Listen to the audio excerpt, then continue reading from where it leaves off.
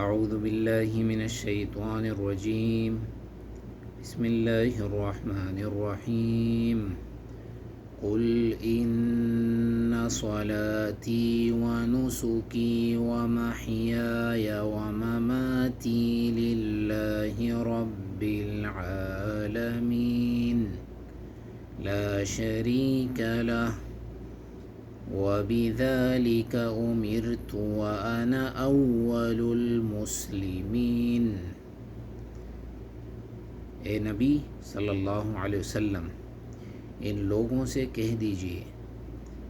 کہ میری نماز، میری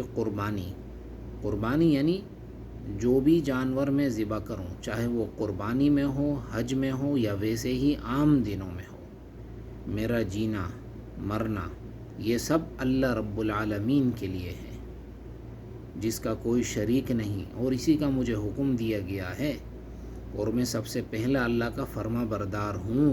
تو تم بھی فرما بردار بنو، اس چیز میں اللہ کا شریک نہ ٹھہراؤ۔ جس چیز کے بارے میں پتہ چل جائے کہ یہ عبادت ہے تو اس کو غیر اللہ کے لیے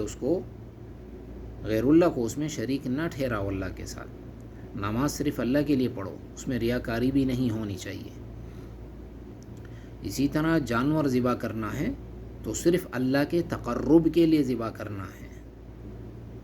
عید میں تو ویسے ہی لوگ اللہ کے تقرب کے لیے ذبح کرتے ہیں، لیکن عام اوقات میں اکثر لوگ شرک کرتے ہیں کہ کسی بابا کے لیے ذبح کر دیا،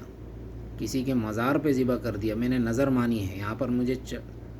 جو ہے وہ چڑھاوا کرنا ہے، جانور ذبح کر کے وہاں کھلا دیتے ہیں۔ ہاں، نام وہ اللہ کا لیتے ہیں لیکن ذبح ان کے تقرب کے لیے کیا جا رہا ہوتا ہے، تو یہ شرک ہے۔ تو یہ کام، یہ عبادت ہے، اور عبادت کسی اور کے لیے نہیں کرنی چاہیے۔ اب اللہ کا نام جانور کے اوپر ذبح کرتے وقت نہ لیں گے تو اس کو تو تمام مسلمان آپ سے کہہ دیں گے کہ بھئی یہ حرام ہے، الا یہ کہ جو پکا ایسا ہو کہ بالکل اس کو کچھ پتہ ہی نہیں ہو اور بالکل شرک کے اندر پلا بڑا ہو، تو وہ ہو سکتا ہے کہہ دے کہ بھئی نہیں، ہمارے بابا کا نام بھی لوگے تو حلال ہو جائے گا۔ نہیں تو بالعموم مسلمان آپ سے یہی کہیں گے کہ جس جانور پر اللہ کا نام نہ لو وہ حرام ہوتا ہے۔ وَلَا تَأْكُلُوا مِمَّا لَمْ يُذْكَرِ اسْمُ اللَّهِ عَلَيْهِ وَإِنَّهُ لَفِسْقٌ۔ جس جانور پر اللہ کا نام نہ لیا جائے وہ نہ کھاؤ، کیونکہ یہ اللہ کی حدود سے نکلنے والا کام ہے، کہ آپ اللہ کی حدود سے خارج ہونے والا کام ہے کہ آپ جانور پر اللہ کا نام نہ لو، وہ جانور حلال نہیں ہوگا، اللہ نے منع کیا کھانے سے، یہ آپ کو تمام مسلمان کہیں گے۔ لیکن کسی جانور کو آپ کسی مزار کے اوپر ذبح کر دو، کسی بابا کے لیے ذبح کر دو، کسی بادشاہ کا تقرب حاصل کرنے کے لیے جانور ذبح کر دو اور نام اس پر اللہ کا لو، تو یہاں پر اکثر لوگ یہ کہیں گے کہ تو حلال ہے، نام جو انہوں نے اللہ کا لیا ہے، بسم اللہ پڑھ کے تو ذبح کیا ہے بھائی، اور اللہ پاک نے کہا ہے کہ جو بسم اللہ نہ پڑھا گیا ہو وہ نہ کھاؤ، پتہ چلا کہ بسم اللہ والا کھاؤ۔ ہاں، یہ تو پتہ چل گیا، لیکن آپ نے یہاں پر تقرب غیر اللہ کا حاصل کرنا چاہا ہے، تو اس لیے یہ جانور یہاں پر حرام ہوگا۔ جانور تو بڑی چیز ہے، آپ ایک مٹھی چاول بھی کسی قبر والے کی نظر و نیاز کر کے کسی کو کھلاؤ گے اس کا قرب حاصل کرنے کے لیے، تو یہ بھی حرام ہے کھانا۔ جانور تو بڑی چیز ہے، کسی قبر پر آپ نے چڑھاوا چڑھانا ہے، چادر چڑھانی ہے، یہ حرام کام ہے، یہ شرک ہے، آپ اس کا تقرب حاصل کر رہے ہو، کیونکہ تقرب حاصل کرنا، کسی چیز کو دینا، یہ اللہ کے لیے خاص ہے کہ اللہ کے راستے میں دو، اللہ کے لیے کھلاؤ پلاؤ۔ وَيُطْعِمُونَ الطَّعَامَ عَلَى حُبِّهِ، باوجود اس کے کہ خود ان کو ضرورت ہے لیکن لوگوں کو کھانا کھلاتے ہیں، اور یہ کہتے ہیں کہ اِنَّمَا نُطْعِمُكُمْ لِوَجْهِ اللَّهِ، حالانکہ یہ انہوں نے زبان سے نہیں کہا کہ ہم تمہیں اللہ کے لیے کھلا رہے ہیں، یہ ان کی نیت یہ تھی کہ ہم جو کھانا دے رہے ہیں یہ اللہ کے لیے ہے، تو اللہ نے ان کی نیت کو قرآن کی آیت بنا کر اتار دیا کہ یہ کہتے ہیں کہ انما نطعمکم لوجہ اللہ، اے غریبوں، ہم جو تمہیں کھانا کھلا رہے ہیں اللہ کے لیے کھلا رہے ہیں، یا کسی دوست کو آپ کھلا رہے ہیں، یا اپنوں کو، قرابت داروں کی آپ نے دعوت کر دی ہے، تو یہ جو نیک انسان ہوتے ہیں ان کی نیت یہ ہوتی ہے کہ یہ اللہ کی رضا کے لیے کھلا رہے ہوتے ہیں، تو اللہ پاک نے ان کے دل کی اس بات کو قرآن میں ذکر کر دیا ہے کہ انما نطعمکم لوجہ اللہ، اور اللہ پاک نے فرمایا کہ فصل لربک وانحر، اللہ کے لیے نماز پڑھو اور خاص اسی کے لیے نحر کرو، ذبح۔ علی بن ابی طالب رضی اللہ تعالیٰ عنہ سے روایت ہے کہ نبی علیہ الصلوۃ والسلام نے یہ فرمایا، 4 باتیں فرمائی آپ صلی اللہ علیہ وسلم نے۔ پہلی بات، لعن اللہ من ذبح لغیر اللہ، اللہ نے لعنت کی ہے اس شخص کے اوپر جس نے غیر اللہ کے لیے ذبح کیا جانور کو، بھلے اس نے اللہ کا ہی نام کیوں لیا ہو،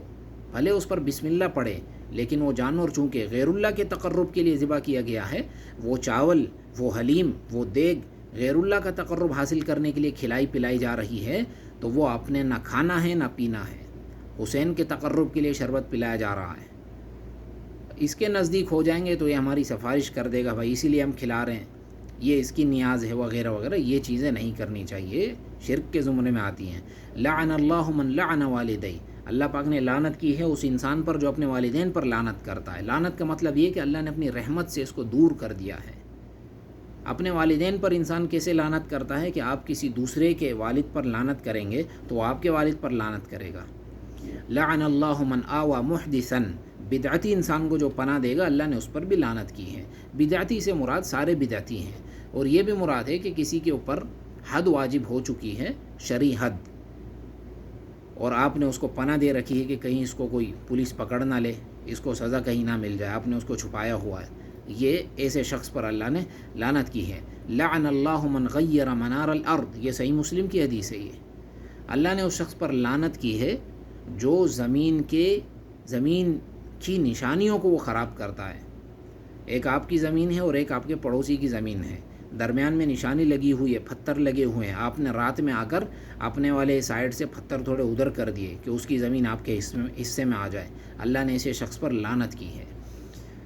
پھر ایک حدیث ہے جو کہ سلمان فارسی رضی اللہ تعالیٰ عنہ سے یہ روایت ہے، اور یہ بنی اسرائیل کا ایک قصہ ہے، یہ آپ صلی اللہ علیہ وسلم سے بھی روایت کی گئی ہے لیکن اس کی سند میں کلام ہے، جبکہ سلمان رضی اللہ تعالیٰ عنہ سے یہ حدیث صحیح ثابت ہے۔ یہ بنی اسرائیل کا ایک قصہ ہے۔ وہ یہ کہتے ہیں کہ ایک آدمی مکھی کی وجہ سے جنت میں چلا گیا اور دوسرا مکھی کی وجہ سے جہنم میں چلا گیا، بڑا عجیب واقعہ ہے۔ انہوں نے کہا کہ یا رسول اللہ یہ کام کیسے ہوا؟ فرمایا کہ مر رجلان علی قوم لہم صنم، 2 آدمی ایک جگہ سے ان کا گزر ہوا،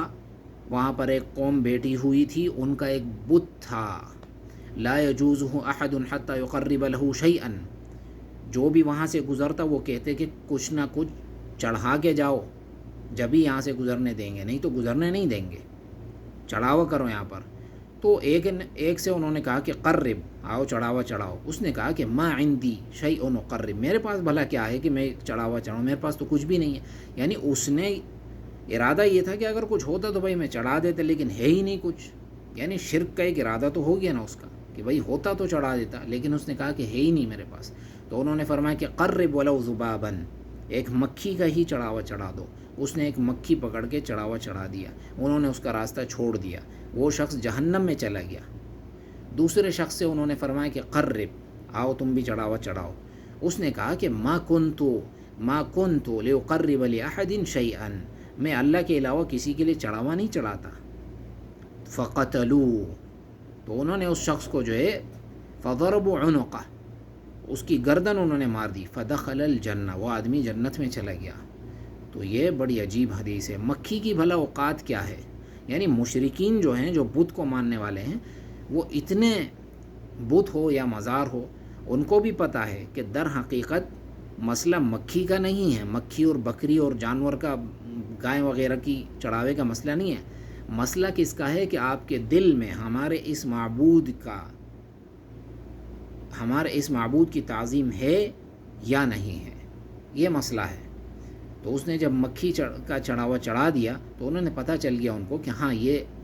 بندہ جو ہے ہمارے معبود کی تعظیم کر رہا ہے، تو انہوں نے اس کا راستہ چھوڑ دیا اور جانے دیا اس کو۔ جبکہ دوسرا جو انسان تھا اس نے کہا کہ نہیں، وہ موحد انسان تھا، تو وہ جنت میں چلا گیا۔ تو بڑی عجیب حدیث ہے۔ تو یہ ان حدیث پر انسان غور کرے کہ معمولی سی چیز بھی، ایک مٹھائی کا، ایک رسگلے کا ایک دانہ بھی آپ غیر اللہ کے لیے کھلاتے ہو تقرب حاصل کرنے کے لیے، مزار وغیرہ پر آپ تقسیم کرتے ہو، تو یہ بڑا شرک ہے۔ آگے کہ انشاءاللہ اگلے دروس میں دوسری حدیث بیان کروں گا کہ جس جگہ پر غیر اللہ کے لیے کھلائے پلایا جاتا ہے، وہاں پر آپ اللہ کے لیے بھی نہیں کھلائیں گے۔ آپ یہ نہیں کہیں گے میں تو اللہ کے لیے کر رہا ہوں، نہیں، اللہ کے لیے کسی دوسری جگہ پر جا کر کریں نا، ان سے بھلا مشابہت کیوں اختیار کر رہے ہیں؟ واللہ اعلم وصلی اللہ علی نبینا وسلم.